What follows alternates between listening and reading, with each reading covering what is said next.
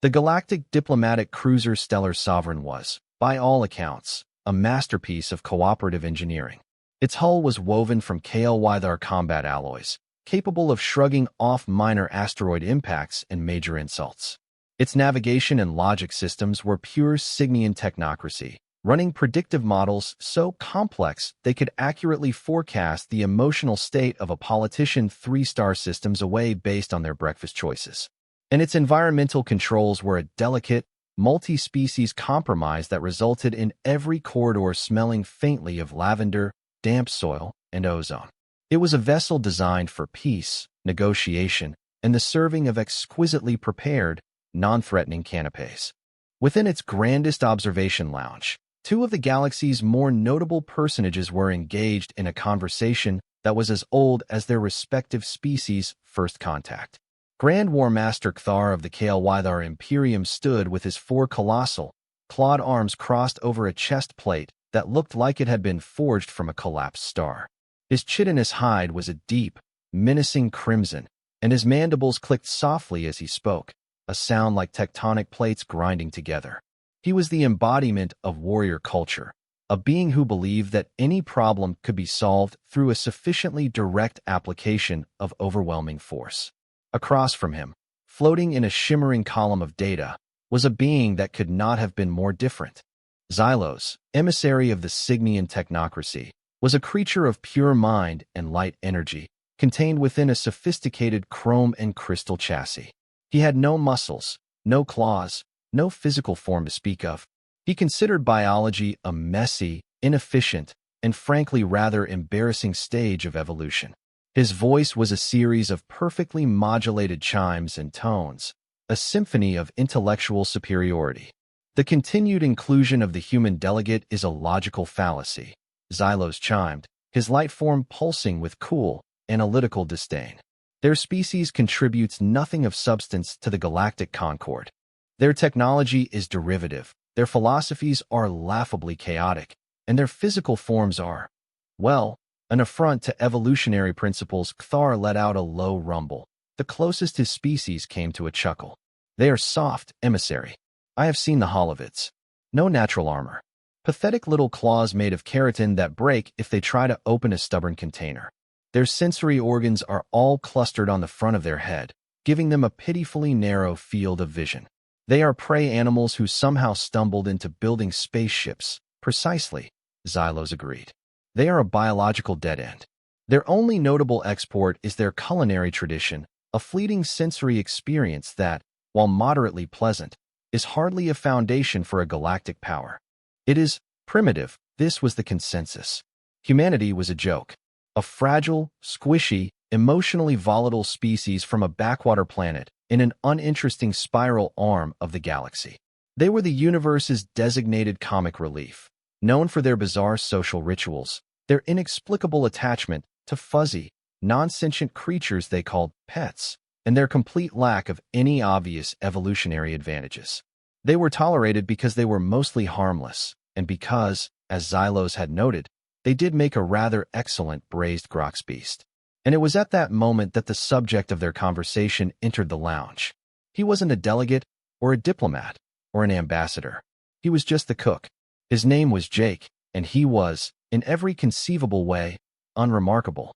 He was of average height for his species, with a bit of softness around the middle that spoke of a fondness for his own creations.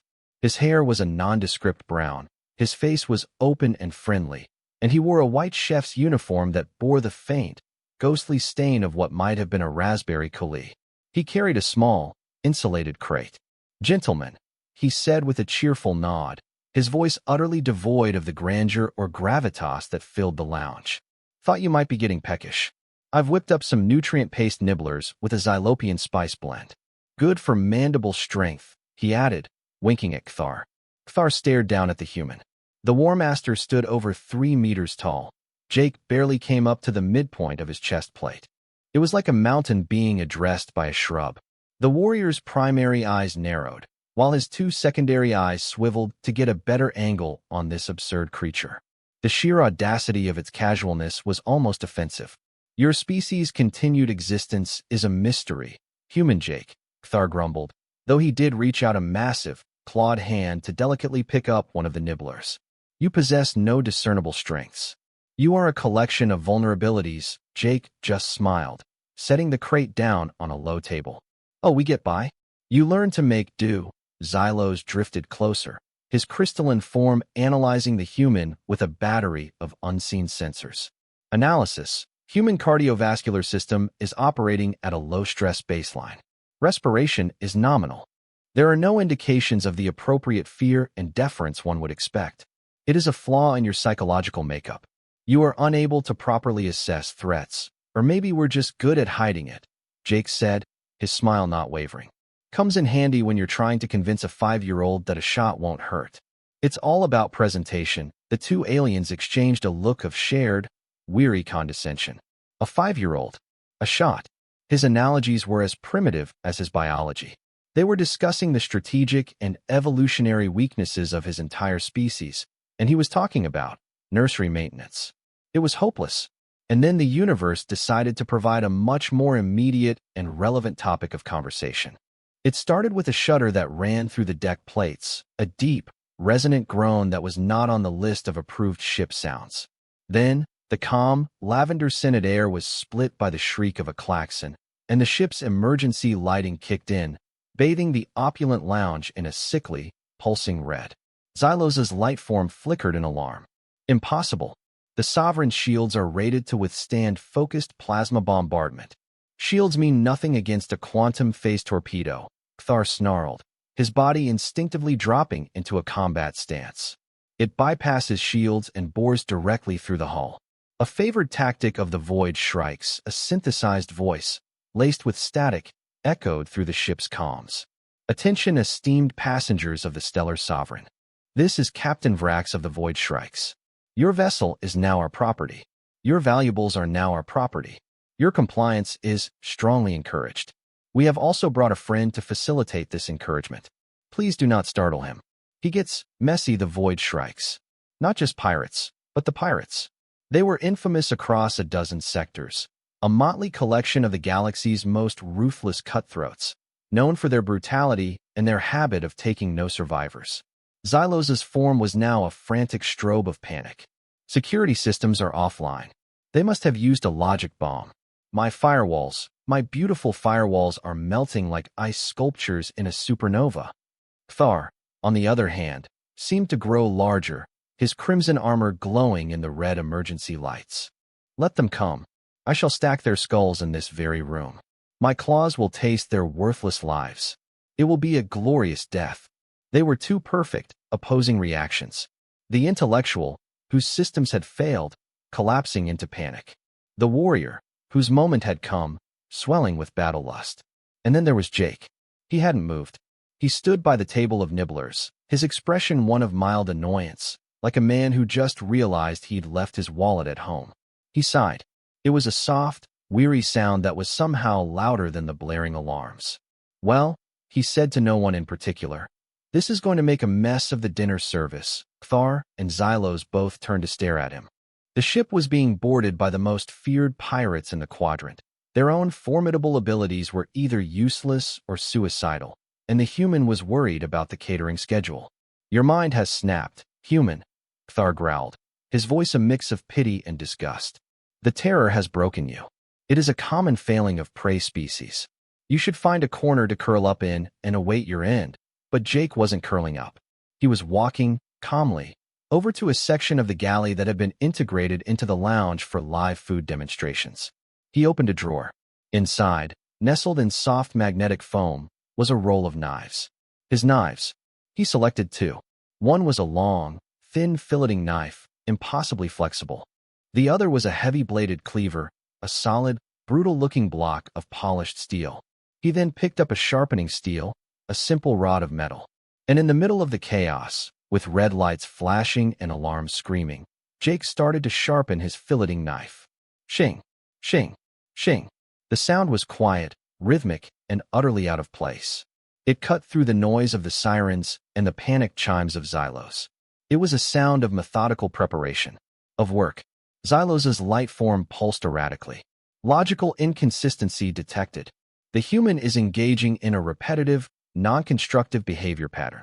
This is symptomatic of a total cognitive breakdown. He is attempting to find comfort in a familiar routine. Kthar watched, his mandibles slightly agape. He had seen fear take many forms. He had seen warriors scream and charge. He had seen cowards freeze and tremble. He had never seen this. This placid focus. The human's hands were perfectly steady. His breathing was even. His eyes were narrowed, not in fear, but in concentration, as he drew the blade along the steel with a craftsman's care.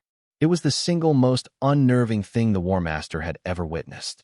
Jake paused, testing the edge of the blade with his thumb.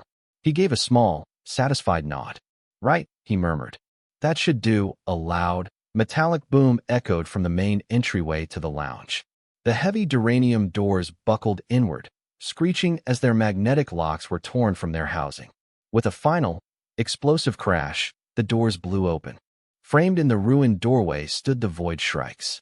They were a hideous assortment of species, bristling with scavenged weaponry and crude cybernetics. In the lead was a massive, reptilian creature with a plasma rifle held in one hand and a crackling energy whip in the other. This was Captain Vrax. "Ah, the VIP lounge," Vrax hissed, his forked tongue flicking out to taste the air. "Excellent. We'll start the looting here." But it wasn't the pirates that held the aliens' attention. It was what lumbered in behind them. It was the friend Vrax had mentioned, the Grolak. It was a monster from a nightmare. The size of a ground car, it was a quadrupedal beast of pure muscle and rage. Its hide was thick and leathery, scarred from 1,000 battles. A crown of bony horns protected its skull, and its mouth was a cavern of serrated teeth from which a constant, low growl emanated. Its 6 eyes, burning with malevolent yellow light, scanned the room. The Grolak was a biological weapon, an apex predator from a planet where the food chain was a closed loop of absolute terror. Kthar met the challenge head-on. With a roar that shook the crystal goblets on the tables, he charged. For the glory of the Imperium.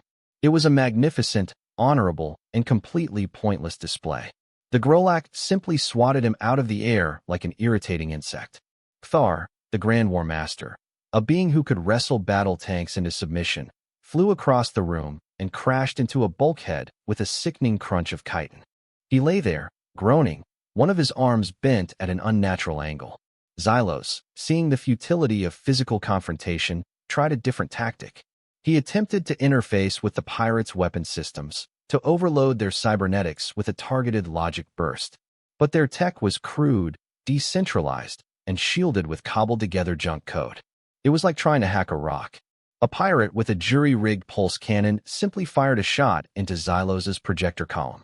The beam splashed harmlessly against the energy field, but the feedback sent the Signian's form into a chaotic spasm, his chimes turning into a discordant shriek of digital agony. The warrior was down. The intellectual was neutralized. The pirates laughed, a horrid, grating sound. The Grolak took a step forward, its massive head lowering as it prepared to charge the downed Kthar and finish the job. And that's when Jake moved. He didn't shout. He didn't roar. He just acted. One moment he was by the galley counter, the next he was in motion, and his movement was a study in impossible physics. He wasn't running so much as flowing, his center of gravity impossibly low. He grabbed a heavy silver serving tray from a cart as he passed. The Grolak, its attention fixed on the large, struggling HFY, didn't even see him coming. Jake slid across the polished floor, a move that should have been awkward and clumsy, but was instead executed with the grace of a dancer. He didn't attack the beast's armored hide. He went low. He swung the heavy tray not at the Grolak's head or body, but at its front left ankle. The impact was a dull, solid thump. It wasn't a blow meant to injure, but to unbalance. The Grolak, all of its weight shifted forward for a charge, stumbled. It was just for a second, a brief moment of gravitational confusion, but it was enough. In that instant, Jake was already past it. He used the beast's own thick, scaled tail as a ramp, running up it in 2 quick steps. He leaped from the base of its spine, twisting in midair. The long, flexible filleting knife was in his hand. He didn't plunge it into the creature's back. The hide was too thick. Instead, as he flew over its shoulder, he drew the blade with surgical precision across the spot just behind its horned skull, where the head met the neck. He wasn't cutting deep. He was severing the primary motor control nerve bundle. There was no spray of blood, just a faint hiss of parted tissue. The Grolak froze mid-stride. Its 6 yellow eyes blinked in confusion. It tried to roar, but only a wet gurgle came out. Its legs, no longer receiving commands from its brain, simply gave way. The colossal creature collapsed, not dead, but completely and utterly paralyzed, crashing to the floor with a tremor that shook the entire room. It lay there, twitching and whimpering, a mountain reduced to a helpless heap. The entire sequence had taken less than 3 seconds. The pirates stood in stunned silence. Their ultimate weapon of terror had been neutralized by the soft, pink creature in the stained white uniform. Captain Vrax was the first to recover, raising his plasma rifle. Kill the soft skin. Kill him now. One of the pirates, a bulky, four-armed brute, charged at Jake. He swung a vibro-axe in a deadly arc aimed at the human's head. Jake didn't even seem to look at him. He ducked under the swing, the axe hissing through the air where his head had been a millisecond before. As he came up, the heavy cleaver was now in his other hand. He didn't swing it wildly. He moved with the same terrifying economy of motion. Tap, tap, tap. 3 quick, precise strikes, not with the blade, but with the thick, blunt spine of the cleaver. The first tap hit the pirate's wrist, shattering the delicate bones and sending the vibro-axe clattering to the floor. The second tap hit the nerve cluster in its primary elbow joint. The arm went limp. The third tap struck the side of its knee. The leg buckled, and the brute went down with a surprised grunt of pain, disabled but alive. Another pirate opened fire with a blaster pistol. Jake was already moving, weaving between tables, using the opulent furniture as cover. He grabbed a heavy cloth napkin from a table setting. He snapped it taut. As the pirate rounded the table, Jake whipped the napkin like a bullwhip, the corner striking the pirate's trigger hand with a sharp crack. The pirate cried out, dropping the pistol. Before he could recover, Jake was on him. This time, he used the filleting knife. He didn't stab. He didn't slash. He moved it in a complex, weaving pattern that the watching Kthar, even in his pained state, recognized with dawning horror. It wasn't fighting. It was disassembly. A flick of the wrist, and the pirate's weapon harness was severed, his gear clattering uselessly to the floor. Another flick, and the power conduit to his cybernetic eye was cut, the implant sparking and going dark. A final, precise insertion of the blade's tip into the joint where the pirate's exosuit met his collarbone, followed by a sharp twist. The suit's pneumatic system hissed and died, locking the pirate in place, a statue in his own armor. 2 more pirates came at him from opposite sides. Jake didn't panic. He dropped to the floor, grabbing the leg of a heavy table and heaving.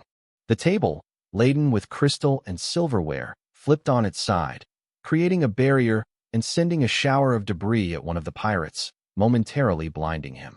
Jake used the opening to deal with the other. He threw the cleaver. It didn't spin end over end like a weapon. It flew straight and true, like a thrown dart, and embedded itself not in the pirate's chest, but in the wall just beside his head, the handle perfectly positioned for Jake to grab it again a moment later. The pirate flinched back in shock, giving Jake the space he needed. He vaulted over the overturned table, retrieved his cleaver, and closed the distance. The fight, if it could be called that, was over in seconds. A precise strike to a respiratory valve on one pirate's suit caused him to collapse, gasping. A simple, brutal shove sent the other stumbling backward into the still spasming form of Xylos's projector. The resulting energy discharge sent the pirate into convulsions. Now, only Captain Vrax was left. The pirate leader stood frozen, his plasma rifle halfway raised, his reptilian eyes wide with a terror that dwarfed anything his Grolak had ever inspired. Before him stood the human, Jake. He wasn't breathing heavily. He wasn't covered in blood. He was just standing there, the filleting knife held loosely in one hand, the cleaver in the other, his expression still one of mild, professional annoyance. The application of these techniques, Xylos's voice suddenly chimed, weak but clear, his projector flickering back to a stable, if dim, state, is a Class 4 violation of the Concord's Articles of Warfare. Those specific movements, they are outlawed in 12-star systems. Jake glanced over at the Signian. Are they? Huh. They teach them in most terrestrial culinary schools. Basic butchery. Vrax let out a strangled gasp, a sound of pure, undiluted fear. He dropped his rifle, which clattered loudly in the sudden, ringing silence. He raised his hands in a gesture of universal surrender. He had faced HFY war masters and Signian logic bombs. He had never faced anything like this. This wasn't a warrior. This was the force of nature. An equation of violence solved with terrifying efficiency. Jake walked over to the cowering pirate captain. He didn't look at him. He looked at the mess on the floor. The overturned tables, the paralyzed Grolak, the groaning, disabled pirates, the scorch marks on the walls. He let out another one of those weary sighs. Thar, using the wall to haul his immense frame upright, stared at the human, his warrior's mind struggling to process what it had just seen. There had been no honor in the human's movements. No glory. No wasted energy. It was the brutal, efficient, and horrifyingly intimate work of a predator that knows, with absolute certainty, how to take another creature apart, piece by piece. "What are you?"